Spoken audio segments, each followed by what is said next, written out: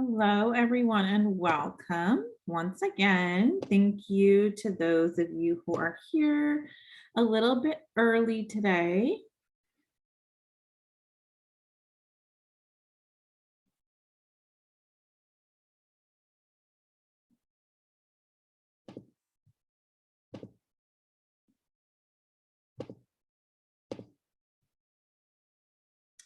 Claudia, I see you in the audience. I'm going to pull you in right now.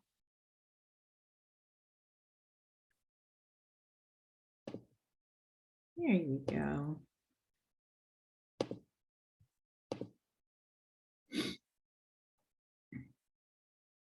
All right, Claudia, you should be able to share. We should be able to see you in just a moment. I just added you on as a co-host. And so again, welcome everyone. We are going to be recording this meeting. We have a few more minutes until we get started. And so we're just going to let everyone else filter in. And Claudia, feel free to turn on your camera whenever you're ready. You should have access now, and let me know if you're having any issues with that.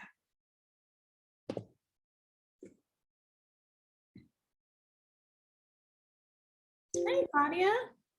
Hey.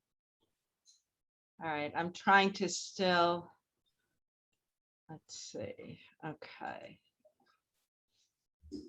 Share screen options.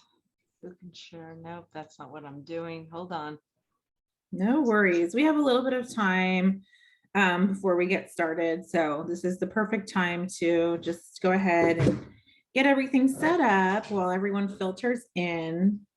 We have a few early birds here, which is great. I'm just trying to figure out how to share. Here's options. I'll stop sharing mine and then you can pull yours up if you like. This will stop others. Yeah, no, it's okay. I just couldn't figure out which button it was. So, all right, because it just looks a little different than my buttons. Okay, got it. Yeah. There you go. We see it now. All right. Well, we're going to give everyone a few more minutes to filter in before we get started. I'm just going to go ahead and mute myself for a moment here. And when we hit the 1 o'clock mark, go ahead, Anne, and you can introduce Claudia, and then we'll go ahead and get started. In the meantime, do you guys want me? I can launch the first poll. And we can have people complete the first poll as they're filtering in. So why don't I go ahead and do that? The first poll is, what does IEE stand for? So we're just going to let it sit up there for a few minutes while everyone filters in. And we will announce the poll results right when we get to 1 o'clock. Okay.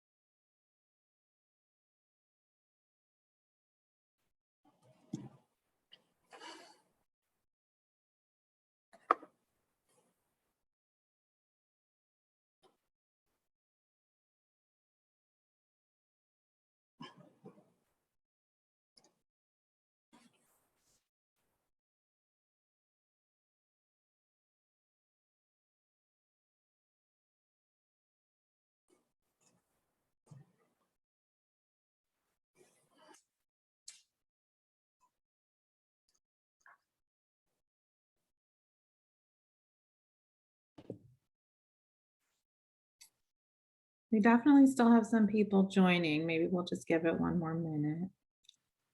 Thanks to those of you who answered the poll. So far, everyone's doing really good. I'm impressed. We'll share the results in a moment.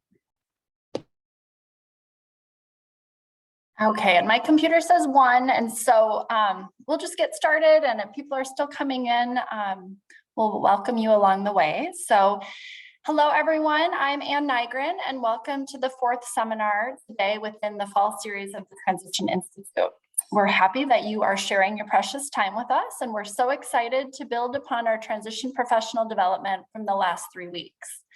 Today's seminar allows us to take an inside look into the IEE process. We will be learning what an IEE is, the process, and be able to see an example of a well-written IEE report and basically dive deep into the thought process of an IEE assessor. Today's seminar is titled An Assessor's IEE, an Inside Look. That's a lot of IEEs. Our presenter is Claudia Wenger, and she is one that some of you may be familiar with. She is on our district's approved list for IEE assessors for transition and vocational assessments. She is a special needs educator and has supported individuals with disabilities and their families for over 25 years. Claudia is also a board certified behavior analyst and has developed and managed California Regional Center and Department of Rehabilitation adult programs. Her experience with school services, regulations, and familiarity with adult services led her to develop her own company, Claudia Cares Consulting Incorporated. She developed this help to support families through the secondary transition and guide students into a meaningful adulthood. So before I hand it over to Claudia, you should know that today's seminar is being recorded, and if you have any questions, please use the Q&A feature. Also, check out the chat box. In a moment, I will post the seminar organizer that has all of today's resources. And in the last few minutes, I will post a link to the survey. The survey link is also within the seminar organizer should you need it later on today or tomorrow. Timing wise, we should be wrapped up no later than 2:15. And thank you again for all of you for spending your time with us. And with that, I will turn it over to Claudia. Want to do the poll results really quick though? Yeah, so I'll click in poll. Did we do all 3 questions?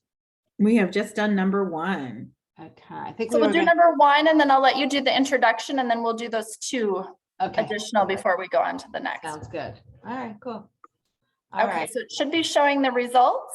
Looks like we've got a smart crew here with what does IEE stand for?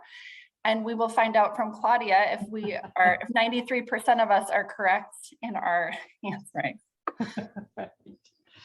All right, thank you so much, Jacqueline and Ann, for having me here today. I'm actually really honored to present to you guys about what an assessor's IEE, an inside look, well, at least my how I go about doing my transition assessment. So an IEE, which is an independent educational evaluation, occurs when a family has been granted this assessment because they either disagree with the school's district's most recent transition assessment, and through the IEE process, they choose an independent professional to do the assessment. So a family comes to me in a few different ways. One way is that as Ann mentioned, I'm listed as a district approved assessor. I sometimes get referred also by a lawyer, and sometimes people find me on the internet on my website. A family can choose whomever they want. They do not have to use someone from the list. So that's important to note. In my practice, as Ann explained, I specifically work with families who need support in the secondary transition, the process from school to adult life. And I help families in different ways. One is through the IE assessment.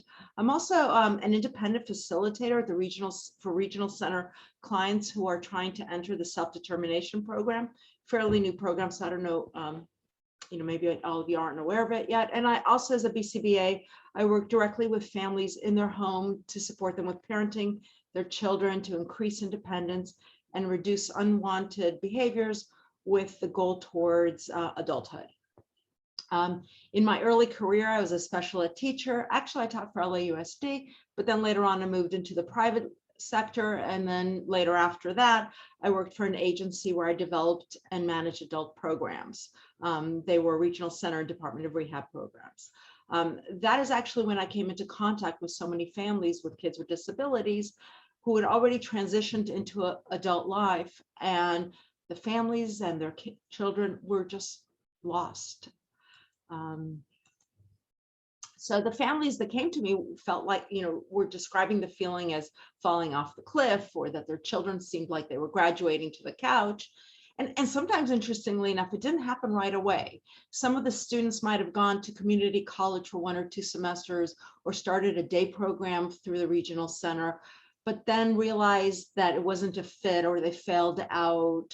Or sometimes their parents wanted the child to work or the child themselves wanted to work. And the infrastructure to make that happen just took a really long time. And for example, some students had a job while they were in school, but then they transitioned into the DOR and basically were at home waiting for an employment specialist to find them a job. This issue I found was across the board. It didn't really matter if the student had a high school diploma or a certificate of completion, whether they were 18, 22, or anything in between that. They were just, these families were coming and they were just still trying to figure out how to create a meaningful adult life for their child late into the 20s or even later. The sad part is the adults, the young adults and older adults would experience so much failure that it made it actually harder to move to the next step. And really a lot of time was also lost. Example, I recently had an 80-year-old mom who came to me with her 58-year-old son, wondering what is she going to do and how is he going to have a job, because he had a job and lost it. And so that's, it's happening out there. I think we were going to put in a couple of poll questions now, or at least one of them. Yes. So there's one that was up, what is an IEE? And people answered, so I will share those results. Okay, great. It looks like 75% chose number 2. And then I will stop sharing that one. And then the last question was this one. When is an IEE granted? When does LAUSD grant an IEE?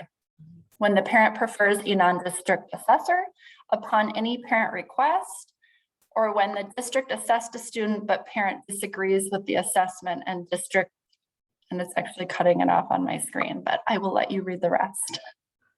I think it's cutting out here. Let's see, what is it?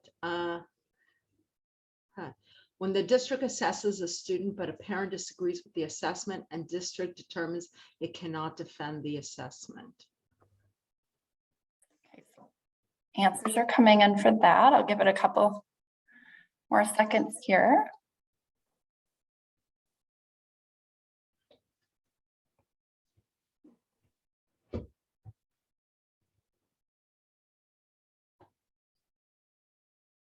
Okay, 5, 4, 3, 2, 1. Okay, and here are the results for that.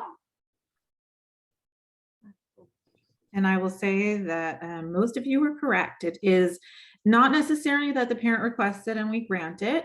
It has to do with whether or not the district feels that they can defend the assessment that they've done on the student. And so sometimes we've done a great assessment, but we can't defend it because perhaps we haven't documented it properly in the ITP. Perhaps we didn't do it within appropriate timelines. So there's a lot of reasons that you as transition teachers could do a great assessment and we still feel like it can't be defended. Doesn't necessarily have to do with the work you've done in putting an assessment together. But for every IEE request, as a district, we do review the request and determine whether or not we feel we can defend the assessment that was done by the district. And so if the district has not yet had an opportunity to assess the student, we usually deny the request and conduct our own assessment first. Okay. Let me close this. All right. All right, the families that I worked with back when I was working in this agency, they really didn't have any idea of what was going on, and they didn't understand how services for their child looked like and what was available for adults. Some of them didn't even actually know that the IEP was no longer valid, and this was the parents as well as their children. So I really view the transition assessment that I do through the eyes of the services that are available for adults. with disabilities. And right here is a list of some of them. Here in California, we really actually have very good services. So it's really helpful. But the difference is adult services is really nothing like what is available in the school system. And this is why the ITP and the transition assessment is so vital. I am going to now show you a redacted report. Okay. All right, I'm probably not sharing anymore, I can tell. Hold on, give me a second. Let me share again. All right. Yes, we can see it. Perfect. So this is a redacted report that is fairly recent, actually. I did the most of it via Zoom due to COVID. I just want to point out a couple of things and then we'll go back to my presentation. I always start off with my report explaining what is the basis of it, which is IDEA. And I talk about self-determination as well as person-centered planning, which I'll also talk a little bit more. I think that to the most part, my assessment is probably not that different from what most of you are doing or all of you. I interview the student and so forth. I do want to show one area that was brought to my attention that might be a little bit different, is that I really like to show the answers in my report and explain them that way. So for example, this is a copy of one of the questions from TPI2. It's right there embedded into my assessment. And I do this pretty consistently. I want to show things from my assessment and tie it back into previous assessments, interviews, or observation. So I continue here. This is another assessment that I do, which I'll talk a little bit more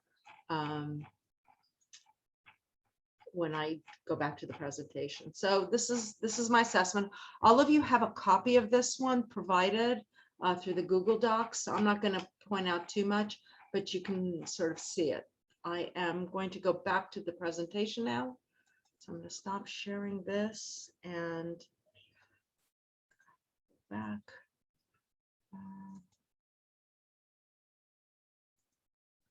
Okay. Whoops. And I am going to share again.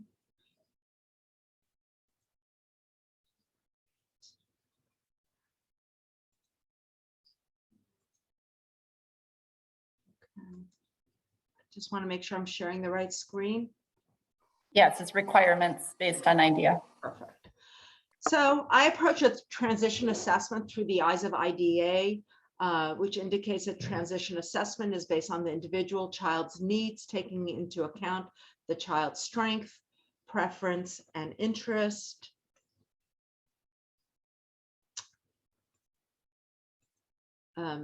It includes instruction and related services, community experiences, the development of employment and other post-school adult living objectives, the acquisition of daily living skills, functional vocational education evaluation.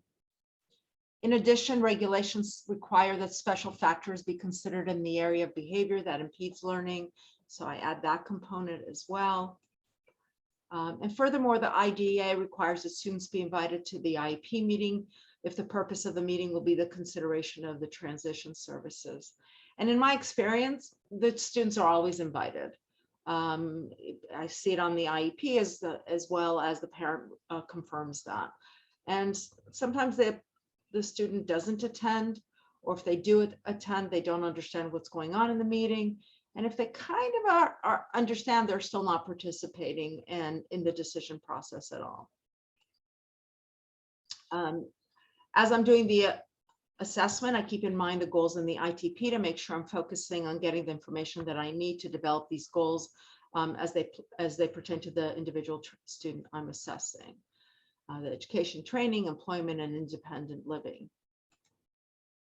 My assessment includes the usual review of the records. I often ask the family to provide me with records from outside providers.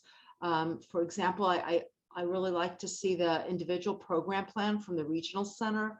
And sometimes they have formal or informal assessments done outside of the school. So I always ask them if they can provide that to me. And I also interview the parent, the teacher, and the student if that's possible. And whenever I start, I always start with the parent interview, actually, even before I do the record review or even before I meet the student. I do it partially because as an assessor, that's my first contact is the parent. That's who I pick up the phone. But I also, this is the person who decided that what they have so far isn't good enough. That's why they got it. So I want to know why, and really kind of delve into that. It's really important for me to understand why the family wants this and what their cultural expectations. The parent is the one who's going to be around when the child's an adult. And they're going to be part of that transition. So I want to know what they think their adult life is going to look like. So when I first interview the parent, I often ask them about the child's ability to self-advocate, which is sort of interesting. Oftentimes parents think self-advocating is that a child can tell them what they want to eat, or what they like or what they don't like to do. But really, to be able to self-advocate, you have to do a little bit more than that. And the IEE talks about that. They want IDEA says that they want to know the strengths and preferences and interests of that individual. And to do that, you have to be able to self-advocate. And self-advocation is not only about speaking up about yourself, it's really evident when a person really understands themselves, their rights, their needs, and are able to communicate that understanding, which actually leads to self-determination. And self-determination is really an essential characteristic for individuals with intellectual and developmental disabilities. An individual that is self-determined has knowledge and skills to express their needs and interests and abilities. And basically, if a student is not self-determined, he's unlikely to be able to make decisions based on strengths, preferences, and interests as well. Self-determination is based on one's ability to meet their intrinsic need and be true to their own values and desire. So I do a number of assessments to assess for self-determination with that in mind. I have used the ones listed here below. The American Institute of Research Error, it's a free assessment that's available online. It's administered by the teacher, the parent, and the student. It's a good assessment, but it's pen and paper, so it's a little bit harder to score and a little bit harder to send off by email. There's also the Choice Maker Self-Determination Assessment, and it goes into 3 areas: students' involvement in their IEP, students' attainment of IEP goals, and it includes developing and implementing the plan, and it's also free. And this assessment is administered by the teacher. And what's interesting is that there's also a program that's available that follows up on Choice Maker. It is free, and I'll tell you a little bit more about it later on. And we also have the ARC Self-Determination. This is a student self-reporting assessment. It yields a score with subdomains in autonomy, self-regulation, psychological empowerment, self-realization, and total self-determination. And the last one listed here is called the Transition Assessment and Goal Generator. A little bit more about that assessment. This assessment you can actually send via link to I send it to the teacher, the parent, and the student if possible.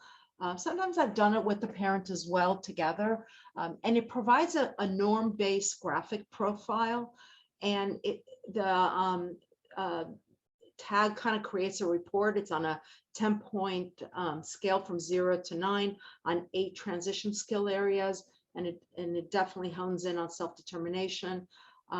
I like to do this assessment because I can send it by email, and I also am able to get the students' perspective, the parent and the teacher, and sometimes it's helpful to have the 3 and kind of be able to compare them. I want to point out that this one you can also has it in Spanish, so that's an added benefit. The assessment is $3 a student. So this is a graph that's provided by Tag Report. And the results here that I'm showing you is for a student who is planning to go to a 2-year college. To succeed in a 2-year college, a student's going to be able to need to be able to understand their disability. They're going to need to know how to access the disability office, and they're going to need to be able to understand the support that's available under Section 504 and ADA. For this student to be able to actually advocate for himself, he's going to need to understand his disability and what support he needs. That led me later on, and we'll talk. I'll talk a little bit more about it later, but it does lead to a goal here. TAG also measures the student's involvement in the IEP. As you know, IDA mandates it that everyone's attend, but as I've said, they don't always attend, or if they do, it's a short period of time. And the parents don't really seem to understand why it's important for their child to be there. And so during the parent interview, I asked them what they think that should look like. And I usually, when I make my recommendations, really recommend that a student learn to prepare for the IEP. They need to see what an IEP looks like. They need to understand the goals that are there and what people are working towards so that he can participate in that. So you could see here, this student was below average, also wanted to attend college. So this is a screenshot of the Zero Center that provides TAG, and they also have a number of curriculums, and they're all free, by the way. I find that it's hard to create an employment goal or post-secondary education goal for a student when they don't understand their strength, preferences, and interest. They often do not have well-developed self-advocacy skills, and they're certainly not self-determined. Therefore, it's pretty important to do a transition type program. It doesn't have to be these, but to help a student be able to really not only be invited to the IEP, but also participate in it. So person-centered planning is a process that helps individuals with special needs plan for their future based on their strengths and talents. I mentioned earlier that I'm also an independent facilitator for the regional center. And to get into the self-determination program, you have to actually create a person-centered plan. And so it's a process. Kids, it's something new. It's a different way of looking at services, and it's a different way of looking at the future. And it is about strengths, preferences, and interests. And this is why, to me, the parent interview is another reason why it's so important, because I want to understand what the parents' view is of their students' ability to talk about their needs. And also, sometimes it actually becomes a family-centered planning, because if a student, especially with severe disabilities, they may really need their parent around them, and their children still, if they're under 18, their parent is still part of the structure. So when I'm doing a parent interview, I often use TPI-2. I know that there's TPI-3 where you could actually send the link, which is great. It's nice and easy. But in this case, I often use the TPI-2 to elicit conversation with the parent. So I'll ask the question and I'll rate it, but then I'll take notes on further conversation. This is an example from the redacted report I showed you earlier.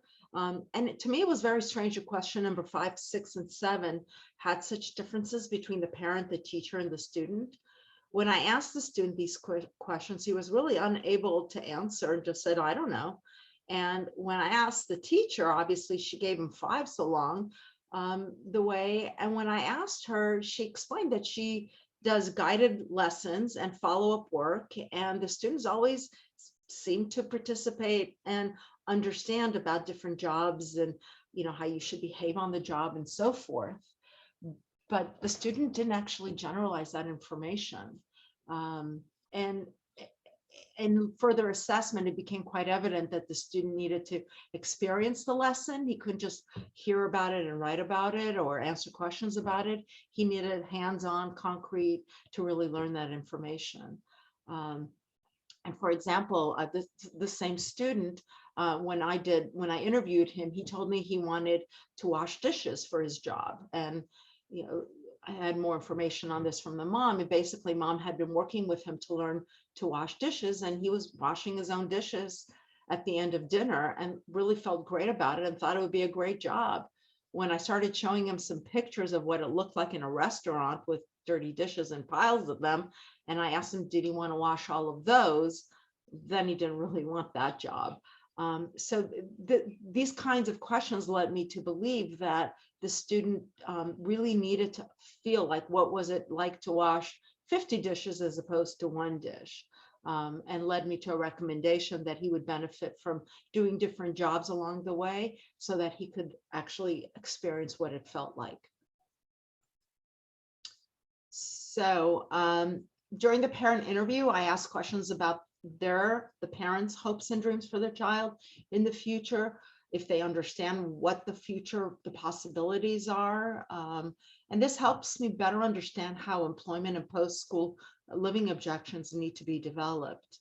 So I don't know, maybe if people want to, in the chat, let me know, how long do you spend on your parent interview for an assessment? And also, how long do you think I spend? So I'm going to give you guys a moment if anybody wants to add to the chat. So the question is, how long do you spend on parent interviews? And how long do you think I spend on parent interviews? If anybody wants to answer.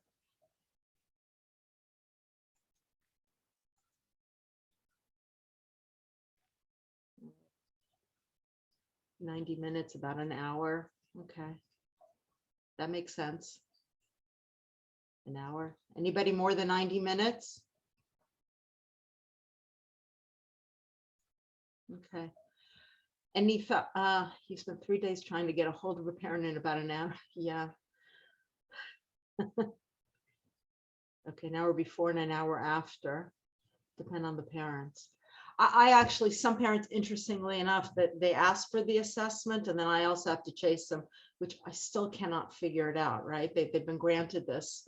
But I probably, with a willing parent, probably spend 3 to 4 hours. Sometimes, certainly before, sometimes after I speak to their child, sometimes after I speak with the teacher as well, or doing an observation, just kind of to bring back. Sometimes I have more questions. Again, there are some parents that are very hard to, they think I'm chasing them because I want something from them, but I'm trying to help them. So that can, and I'm sure that is something that people have experienced as well. So an example of a benefit of a parent interview that I came across is I did an assessment for a student. It took me a little while to actually figure this out because it was not clear at first, but the student was working towards the A through G requirements to get into a UC. And he was really having tremendous difficulty with some of the coursework. And through the interview and with the parents and the school, I discovered that the student was actually not going to go to a 4-year college. He was first going to go to a 2-year college.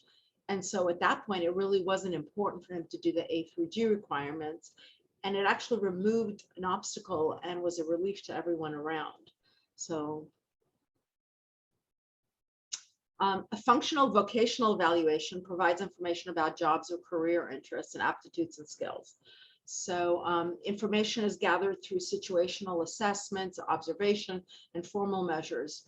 I do this again also through interviewing the school, the parent, and the student. And I also do use some assessments. Some of the assessments that I use are the Reading Free Vocational Interest Inventory, which I've seen done also by many of the school assessments. I also use another one called Edits from the COP system and Career Cluster Inventory. The COP system, there is a charge to it. I do not remember how much, and the career cluster inventory is free. So a little bit more about the COP system. One of the reasons I like it is that it does 3 different assessments about it. It measures the student's value, like how they see the job, and whether it's valuable, and does it fit in their personality and who they are, their characteristics. It measures their interests and also their ability to actually do the job. This is the results of one of the COP's interest inventory. As you can see here, the student wanted to go to be a business professional or a business skill type of job. And here you see where it takes the 3 different pieces, the interest, ability, and values. The student, you could see on the left, his interest was in business professional, business skilled, or a clerical job. You can see this in terms of ability, his strongest ability was in the arts. But if you look at the value column, he did not have any of those values in terms of the kind of way he wanted to work. So I took that information actually and I put it in a different chart, so it was a little bit easier to see. And this is actually taken directly from my assessment. So you could see here that the interest is high for those 3. His ability is not very high, it's under 50%, and it really doesn't match his value system. So really, before he could actually decide which job he wanted, he really needed to understand what abilities were needed for that job and what was the kind of value. For example, the hours of work, and you know, do you work in an office or do you work in a field, or what kind of work that you want to do? Does it match? Because all those things really do need to match for a person to be successful and enjoy that job. The reading free vocational assessment is a tool I often use who are unable to read, or sometimes for students who have language barriers, or where I'm not quite sure whether if they're reading something, they're really understanding it. And I administer this with them. So I go one by one with them. And the student is shown 3 pictures and I ask what he would like to do. I've done this by Zoom, so I had to actually copy and paste the pictures so that the student only was seeing 3 at a time. And although there's no time limit for this assessment, and they say it takes 15 to 30 minutes, that's the student that I told you about with the dishwashing. This was one of the reasons that led me to believe that he really couldn't just see a picture. It took me actually 2.5 hours over 2 different sessions to finish the assessment, because when I showed him the picture, he didn't really grasp what the job was at all. Now, we could talk about it and he could understand it as I explained it, but I had to really go picture by picture and explain what the job was, not just that the man is sitting at the computer, but the man, for example, is checking the luggage and making sure that nothing is in it, and that's his job, and he has to look at the computer at all times. So this assessment helped me reinforce that he really didn't understand the job. I had for this student, prior to actually completing it, I suspected that she didn't really have the language skill or the comprehension skills to really do this assessment. So I showed her a few, and I tried to get her to tell me what kind of job was here. And as you could see in the first picture, she said tree. The second one, chili. I think she believed he was making chili. And in the last picture, she said something about spending money in it. And when in my interview of her, I asked her what she wanted to be. She said she wanted to be a doctor. Previously, she had told her mom she wanted to work at UPS. In my interview with the mom explained that one of the family members was working at UPS. So that's why she thought she chose that. In one of the school assessments, she told that worker, that assessor, that she wanted to work at TGI Fridays. And in addition, the teacher had reported to me that the student needed one-on-one coaching to get this classroom jobs done. So I did not complete this assessment for the student, although I got that a lot from doing this and understanding what the student understood about jobs and how they could do a job. I asked questions about community experiences during the parent interview, particularly. I do ask about it in the teacher interview because of the CBI. Very often, maybe it's not fair to say very often, but not infrequently, the parent will let me know that the community outings that the student has is actually with CBI. So some students have parents who take them out a lot, but in some cases they don't.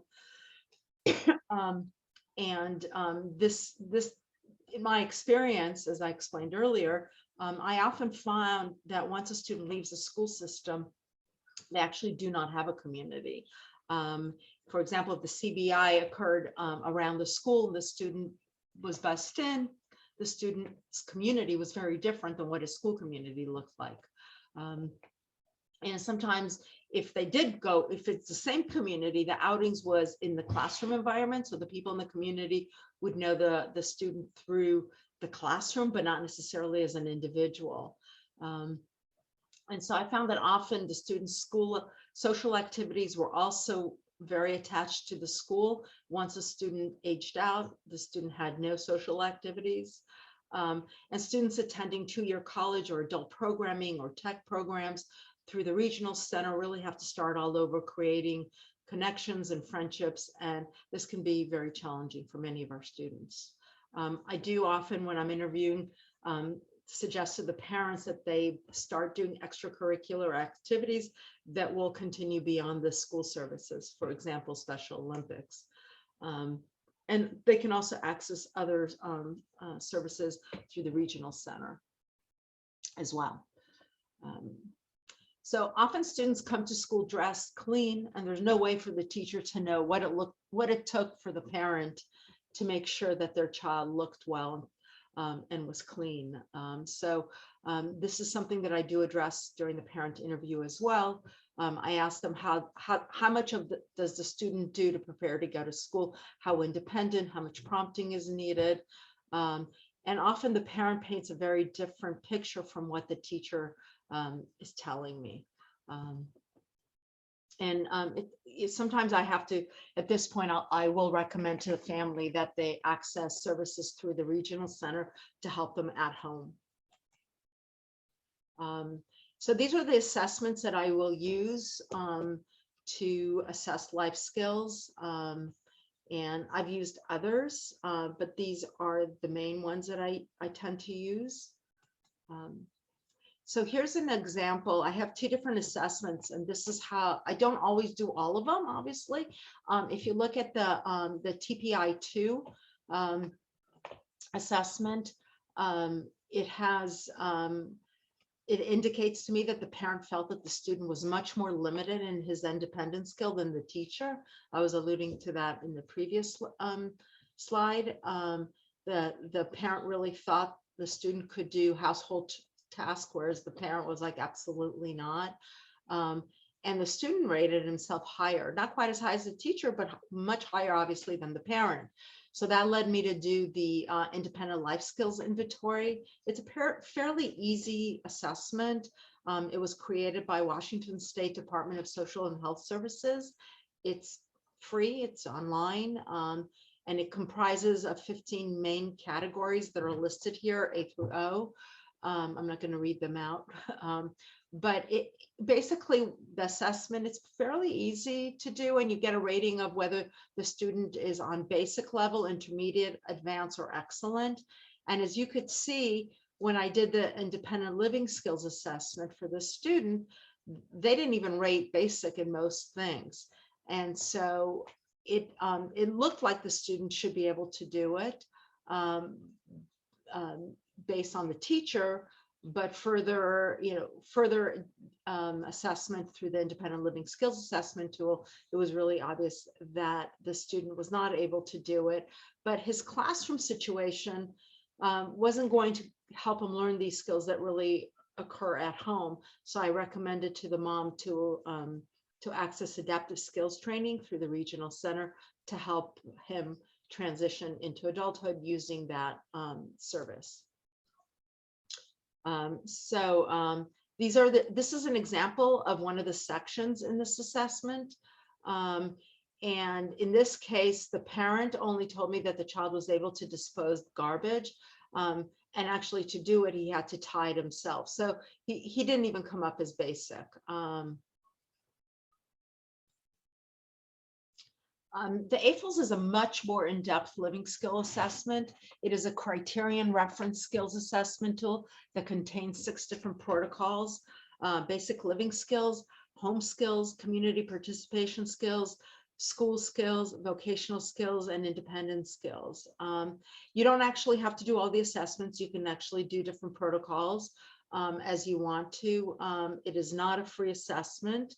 And now it is online, so it's actually way easier than when it was by book. You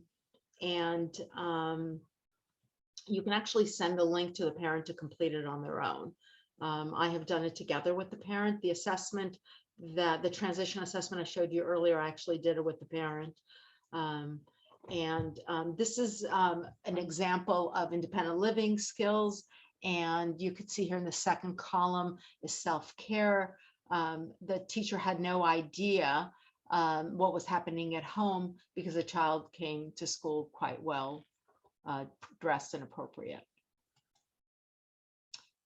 Behavior, as you know, behavior is definitely part of the overall assessment. I address behavior through the parent, the teacher, and the student interview. For example, I tried to do one interview of a student while they were at home.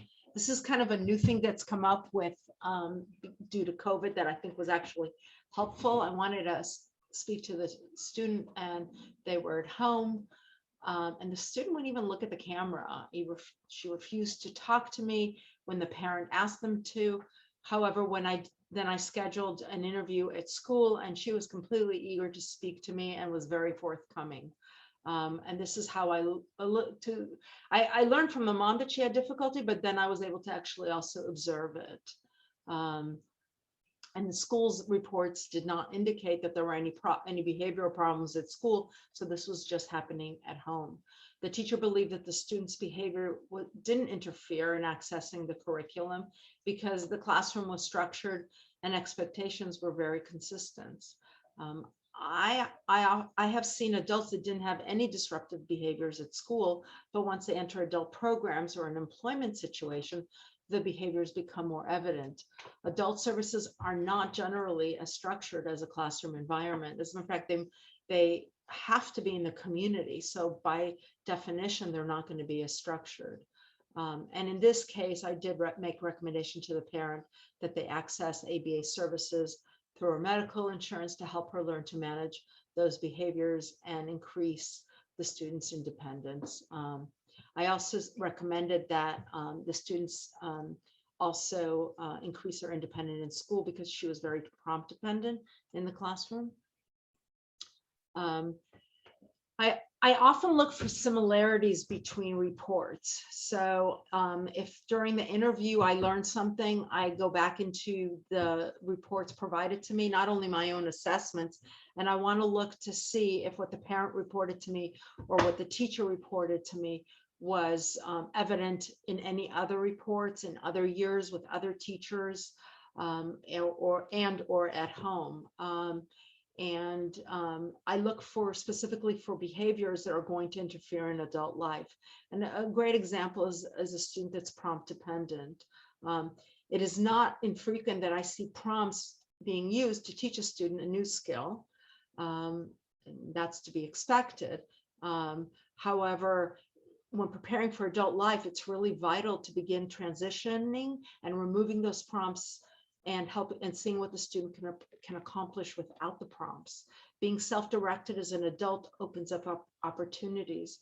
Some students are accustomed to getting prompts, not so much that they can't learn to do the activity with the prompts, but that the prompts have never been transferred for the student, or the student is not expected to do those things without those prompts.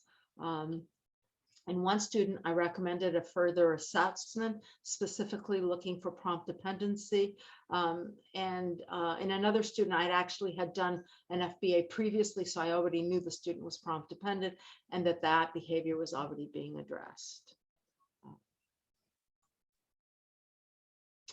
I often do use the Vineland Adaptive Behavior Scale, the 3rd edition, to get more information on the behavior that might be interfering in success in adult life. I also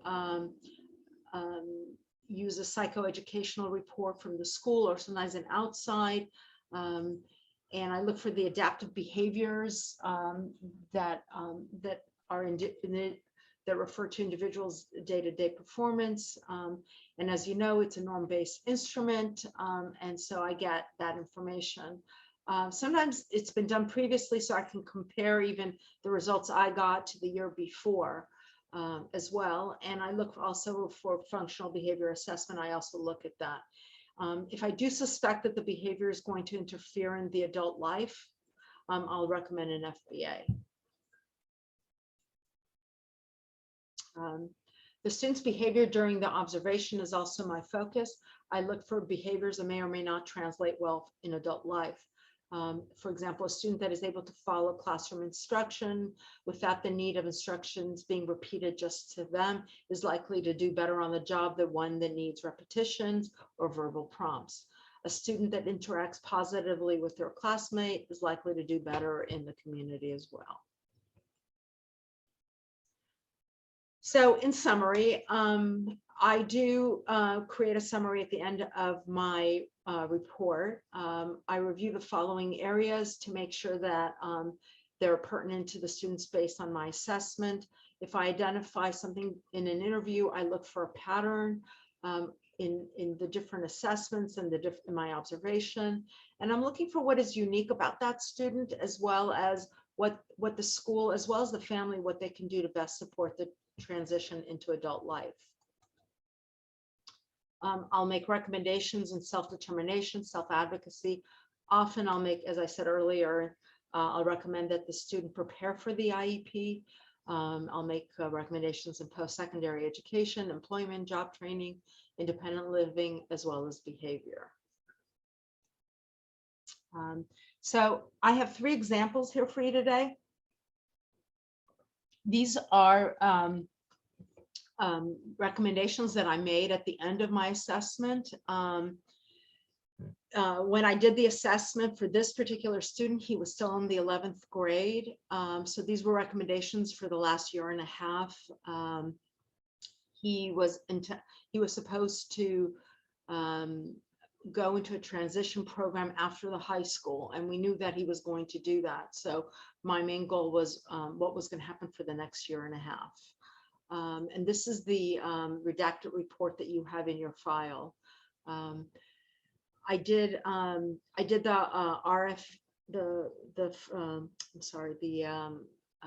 RFV23 assessment to get a better sense of the type of work he wanted to do. I did the tag and the error and choice maker to assess his self-determination. And I also did the AFLS assessment of functional living skills. And for him, I did complete all 6 units. I won't repeat those. This student had done very well in his home skills and school skills. You'll see that in the redacted report, which led me to recommend to the mother that he actually participate in the transition program after 12th grade, because the mom had been considering taking him out of the school system after 12th grade and putting him in adult programming, but he would have really benefited from a solid transition program where he was able to experience different jobs. In my assessment, I discovered that the student did not have sufficient self-determination skills. He didn't have information about employment. You know, he's the one that wanted to be a dishwasher. And he really was not able to make any decisions about the future. He was just looking to his mom to do it.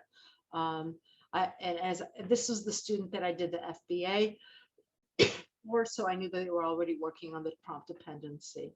And I also recommended some independent skills in the classroom, that could be done in the classroom, for example, following a personal calendar, maintaining possession of his items and where they were, and understanding community services as well. And I also recommended for the mom a few things that she could do at home as well.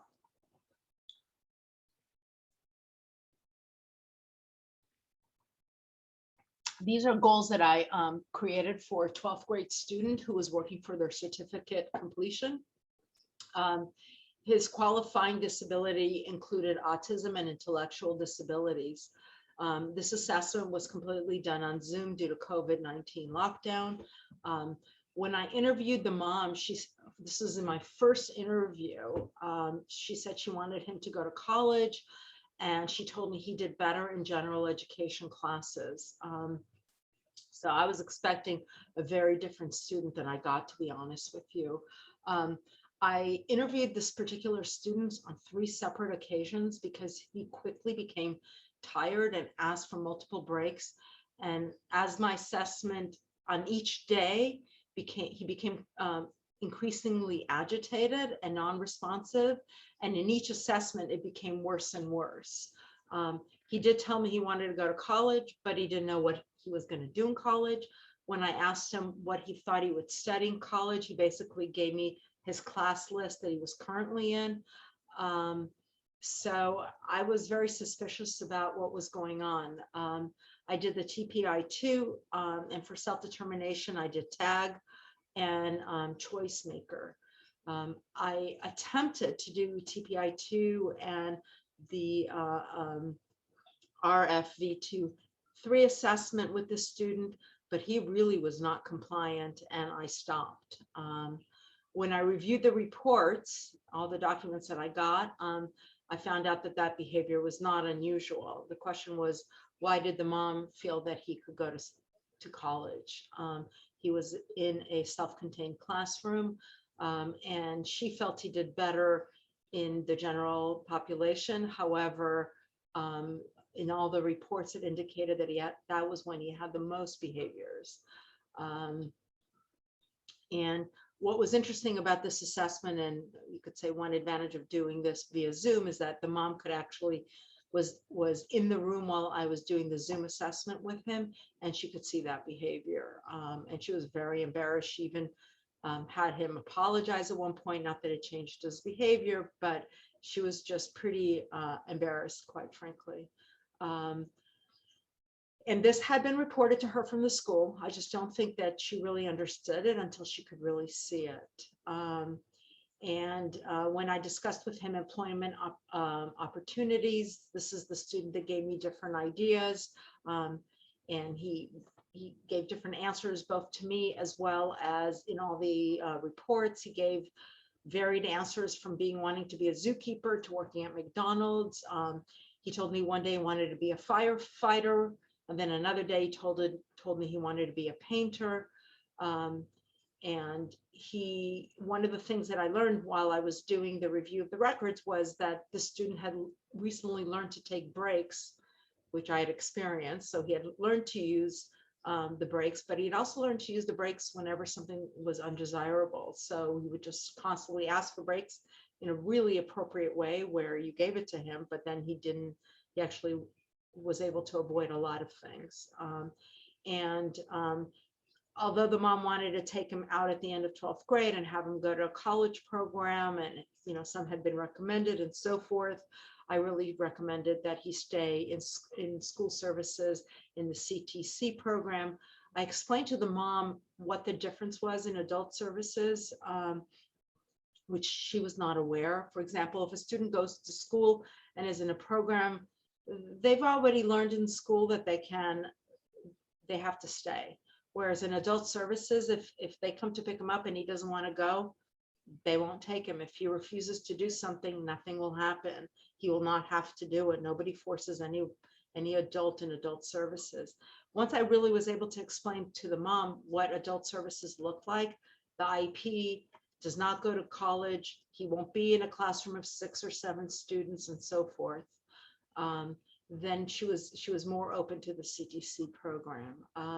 I told her that he would benefit from having internships and begin on the job skills learning, such as adaptability, work ethics, and interpersonal skills like learning those on the job, which you would get at a CTC program. This student did have a one-on-one aide, which actually proved to him to be very helpful. He was actually doing better with the one-on-one aide. It was a recent addition. And so in my assessment, I did recommend that he have a one-on-one coach once he was in adult services. And I put that in so that mom could potentially use that in the future in the regional center. So these are the recommendations I made for him.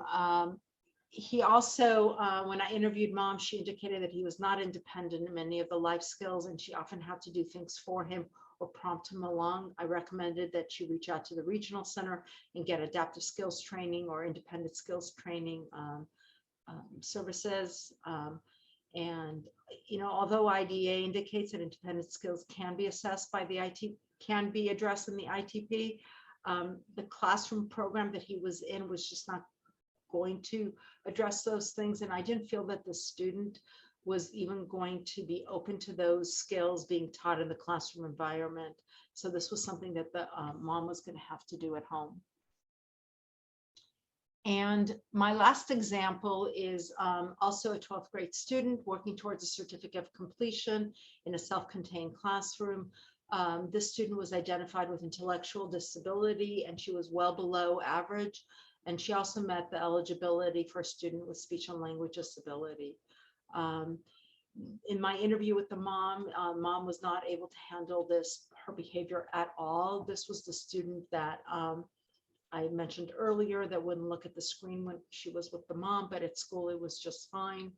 The mom did report to me that prior to COVID-19, she had refused to go to school for an entire year. Mom would drive her to school. She'd refuse to get out of the car, so she never made it onto the campus. And a lot of these behaviors were happening at home. Mom was very overwhelmed and really did not know what the future would hold. The student's behavior at school was appropriate. I actually did an observation, and the student was really open, very prompt dependent on the teacher step by step. She did really well following a structure program. She seemed very happy and very content. I did the TPI-2 with her. This life skills inventory assessment and Violin 3 were done by mom. Those assessments and the review of the records confirmed to me that mom needed a lot of help at home from an ABA agency. I encouraged her to apply to the medical insurance to get it. I explained to her that if there was a denial of that she could get that service from the regional center. I actually connected her to some people at her regional center so that she could follow up after I was no longer available to her.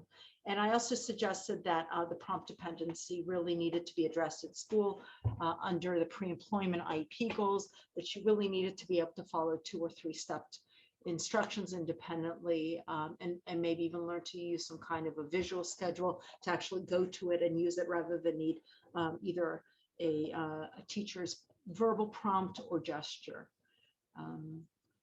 And that's it. I'm going to stop sharing. I see that there's a couple of questions. Let me open up. Okay. So, is it helpful, Claudia, if you want me to read the question in the Q&A, or are you able to? I think I opened it. Okay. Let's see, how often, I'll read the question. How often do you find that you have to circle back and do additional assessments based on your initial assessment? It does happen. I actually don't expect to do all my assessments for my original interview. So I'm already knowing that I'm not quite sure which one I'm going to do. But I start off with something and then I kind of go from there. Any other?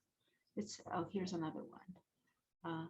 Any tips on how to coach teachers to provide more definitive answers on TPI to avoid too many don't know blank answers fields. You know, the don't know is an answer for me. I'll ask a couple more questions. For example, if it's the teachers, and it's interesting, some teachers, okay, my guess would be as an independent assessor that I have an easier time interviewing a parent, but a harder time interviewing a teacher. And you guys probably have a harder time interviewing the parent and an easier time with the teacher. The teacher often sees me as somebody like, oh, you've come in, you know, what have I done wrong? You're going to tell somebody I did something wrong. So I usually have to try to break down those barriers to try to explain to the teacher, look, I'm not here to find anything wrong. I'm here to help the student. And I'm sure you're doing everything that's great. And my job is as an outside person. And it definitely takes me more than an hour if a teacher is willing to talk to me. Some teachers, you know, they really limit how much they're willing to talk to me. So that's that. So as far as the don't know, that's an answer in itself.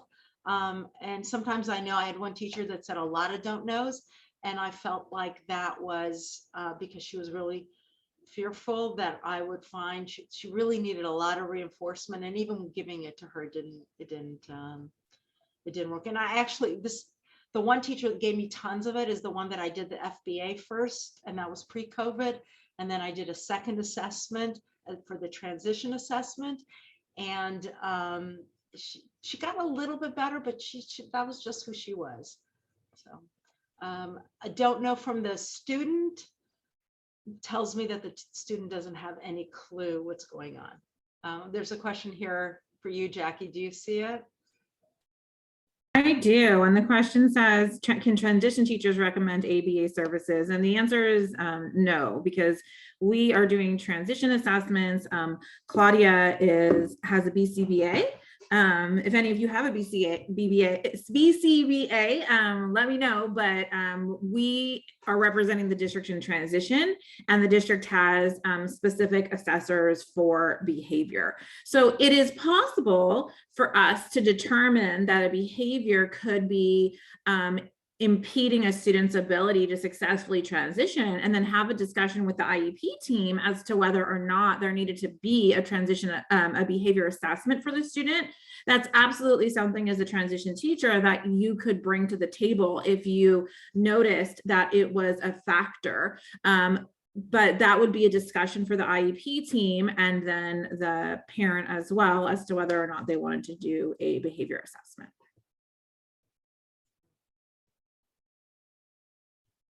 Any other questions? I'm looking in the chat. I don't see any. I think there is a hand up. Araceli. Oh, okay. Not sure if it's an intentional hand. Sometimes we have people, they bump the wrong button. So we'll give her a chance. If you want to put it in the Q&A, Araceli, we can get it answered.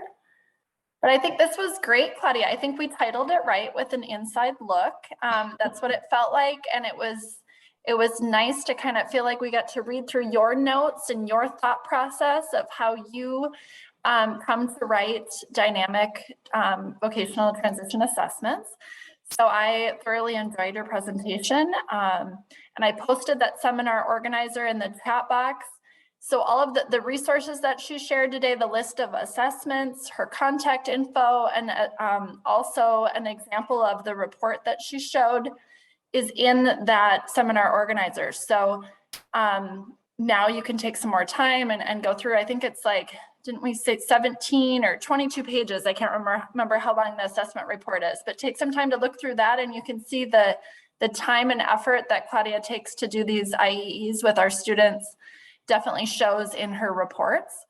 Araceli said her question was answered. So I also have, one other comment I want to make. I have the advantage that I'm doing my assessment after you guys have done it. So I can see what was already done, and I could, when you don't know what's the problem, then it's harder. right? You do a basic assessment, what needs to be done, but I'm able to see, well, something was missing for this parent. And so I'm able to go from that direction. And that I do think is an advantage that I do have. And I think the other advantage is that the parent doesn't see me as someone, an internal person that's going to go the wrong way. And sometimes I don't agree with them, and then I have to explain it. So if I don't agree with what they told me in the very beginning, I always give them an opportunity to meet with them one more time before the IEP, so that they're not coming to the IEP and being surprised. Yeah, and I think that's one of the reasons why we asked you to come present, Claudia. We've been noticing this school year and last school year, we've had, sort of an increase in number of IEEs that, have been requested, but we think you have done a great job of really giving us a clear picture of students and giving us a fair and unbiased assessment of the student and the needs of the student, and recommending goals. And so it's something that we wanted to kind of have this perspective for you guys, for you teachers that are on here, so that when you're thinking about, what is an IEE? Why did the parent request this IEE? There are so many reasons. Sometimes, a lot of the times, we see that parents aren't just requesting a transition IEE. They can be requesting an IEE for every area. So it could be very possible that the parent is really just upset with something that happened in the IEP process, that they don't trust the district, and that at the end of the day, that they just kind of said, like, I don't trust anything, I want IEEs. Araceli's question was, can parents request for more than one IEE? So you can request one IEE per assessment. So, like, let's just say a student had a triennial and they had a behavior assessment, a psych assessment, and a transition comprehensive assessment. The parent could request an IEE for behavior, psych, and transition. What we see a lot of confusion is that parents often request an IEE for the ITP, and the ITP doesn't require a comprehensive assessment in order to complete it. So we would usually, just depending on the circumstances, we would oftentimes go back and look, and if we had done an adequate ITP, but the parent just wanted more information to better support their students, at that point, we would potentially deny the request for the IEE and first do our own assessment. And then, of course, if the parent disagreed with the district's assessment, then we would consider their request for the IEE. So I know it can get a little bit complicated, and there's tons of different circumstances that are very individualized to each student, each case. But we wanted to kind of show you the end result is that sometimes we do end up working with outside district assessors. And so oftentimes, like Claudia, they're very collaborative, very unbiased, great to work with, and they bring their IEE to the table. And we usually ask the transition teachers to be sort of the expert, the transition expert at the table that comes to the IEP meeting and helps discuss the results of the IEE. So, and just as a reminder, an IEE is a non-district qualified assessor. And so they come and present, they present to us their opinions, their assessed needs for the student. And we, as an IEP team, decide how we're going to implement that in the IEP. So just because Claudia says in writing that the student needs a horse and we need to buy the student a pony and take the student on pony rides, doesn't mean that we have to put that in the IEP. Now, Claudia doesn't tell us those things, but but it's interesting what you say, because when I come to the IEP, that's when I have to really present my case, so to speak, as to why I'm making these recommendations. Because if I'm making a recommendation and I can't convince the people at the table why I'm making it, then I've not really helped anybody. So it's true. And that's always like, how do I present this? Like, and I, to make sure that people understand it. Yeah. So much more for us to continue to kind of unpack when it comes to our own comprehensive assessments and IEEs. But I think this was great. Thank you so much, Claudia, for being here with us today and putting this presentation together for us. And I'm sure you've met some of the teachers that are on here and will meet them at upcoming IEP meetings. So it was really nice hopefully for some of them to be able to put a face to the name and be able to meet you in advance of upcoming IEPs. So any last questions? If not, I'm going to stop the recording right now. We'll stay on for just a